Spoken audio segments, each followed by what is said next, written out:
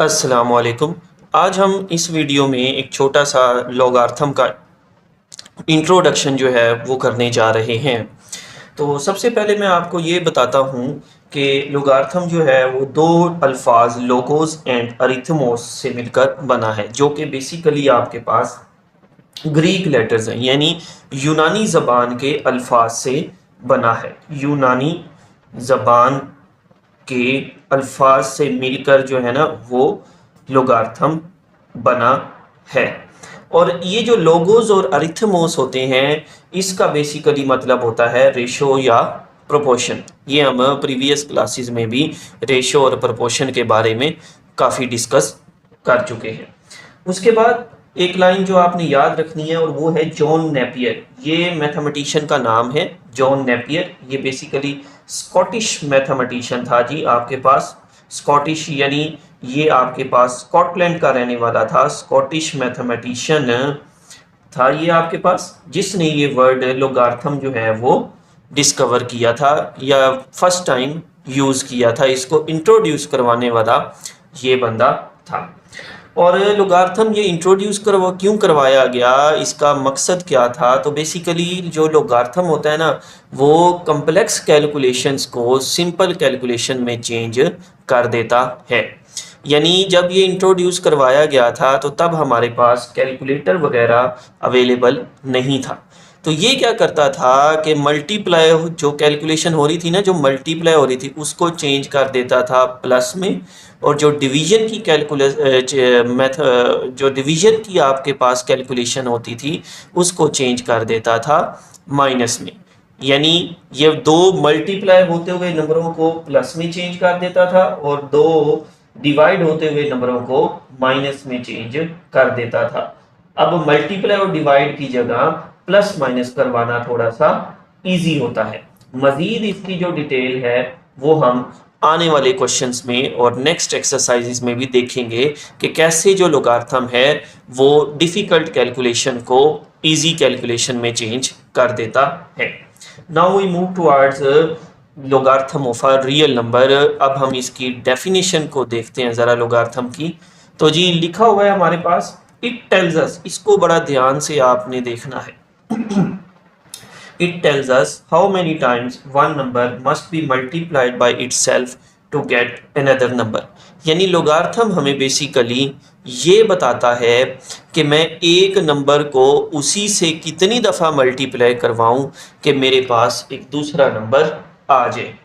मैं आपको ज़रा एक एग्जाम्पल के तौर पर बताता हूँ। जैसे लॉग लिखा हुआ है हमारे पास और मैं इधर लिख देता हूँ 2, ठीक है जी, और मैं यहाँ लिख देता हूँ आपके पास 8। यानी अब इसका मतलब क्या है? इसका मतलब है कि ये मेरा नंबर है, 2 को मैं कितनी दफ़ा मल्टीप्लाई कराऊँ, how many times 2 should be multiplied, 2 should be multiplied, ठीक है जी, टू गेट 8। यानी 2 को मैं कितनी दफ़ा मल्टीप्लाई करवाऊं कि 8 आ जाए, ये हमें बेसिकली लोगार्थम बताता है। तो इसका आंसर होता है 3। लोगार्थम के मेथड्स के ये अगर फाइंड करेंगे आगे आने वाले क्वेश्चंस में। अभी हम सिर्फ डेफिनेशन के ऊपर फोकस करते हैं कि लोगार्थम बेसिकली होता क्या है, कि 2 को मैं कितनी दफ़ा मल्टीप्लाई करवाऊं कि 8 आ जाए, तो वो आंसर है 3। यानी जो आपके पास 2, ये जो नीचे नंबर लिखा हुआ है इसको हम कहते होते हैं बेस। अब मैं ज़रा इसकी आपको मैथमेटिकल फॉर्म बताता हूँ। लिखा हुआ जी log bx is equal to y, और ये इंप्लाइज करेगा b power y is equal to x। अब इसको हम देखते हैं, ज़रा समझते हैं इसका क्या मतलब है। कि मैं b की, ये डेफिनेशन लॉ की क्या है कि b की मैं कितनी पावर लूं कि मेरे पास ये वाला y आंसर बन जाए, ठीक है जी। ये बेसिकली जो है वो हमने देखना होता है कि मेरे पास b की मैं कितनी पावर लूं कि ये वाला जो, एक और एग्जाम्पल मैं आपको इसी तरह से बताता हूँ लोगार्थम के हवाले से, ठीक है जी। कि आपके पास log 10 100 ये लिखा हो, यानी 10 की मैं कितनी पावर लूं कि 100 आंसर आ जाए, तो वो होता है 2। ये हमें बेसिकली लोगार्थम अपने तरीके से मेथड से कैलकुलेट करके बताता है, यानी एक नंबर को उसी से कितनी दफ़ा ज़रब करवाएं कि दूसरा नंबर आपको मिल जाए, ये वाला। ये दूसरा नंबर है हमारा, ठीक है जी। और ये हमारा जो है वो पहला नंबर है कि यानी इस नंबर को मैं कितनी दफ़ा मल्टीप्लाई करवाऊं कि ये वाला नंबर बन जाए, तो इसको हम कहते होते हैं लोगार्थम, ठीक है जी। इसको मैं पावर की फॉर्म में अगर लिखना चाहूं तो ये बन जाएगा 10 की पावर 2 इज इक्वल टू 100। इसी तरह ये एग्जाम्पल बनेगी 2 पावर 3 इज इक्वल टू 8।